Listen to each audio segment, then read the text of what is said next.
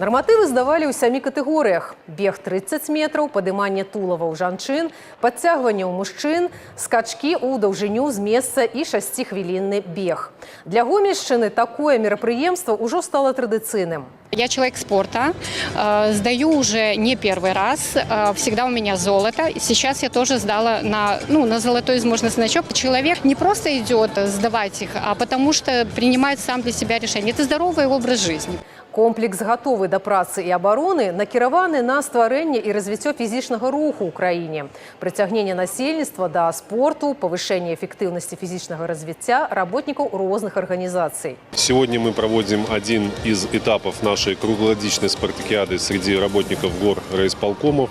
У нас уже прошла лыжня, у нас прошел турслет. Сегодня у нас нормы ГТО, которые у нас возведены в ранг соревнования. И вот буквально через месяц мы ожидаем наш 4-й этап, где по 7 видам спорта будет проходить заключительный этап спартакиады.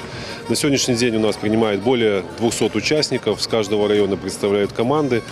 Ожидали мы, в принципе, хорошее настроение, что и получили. Першае месца заняла команда Гомельскага гарвыканкама, другое – Гомельскага аблвыканкама, трэцяе – Светлагорскага райвыканкама. Спорт – неад'емная частка здаровага ладу жыцця. Рэгулярныя заняткі дапамагаюць не толькі трымаць сабе ў форме, але і ўмацоўваць здароўе.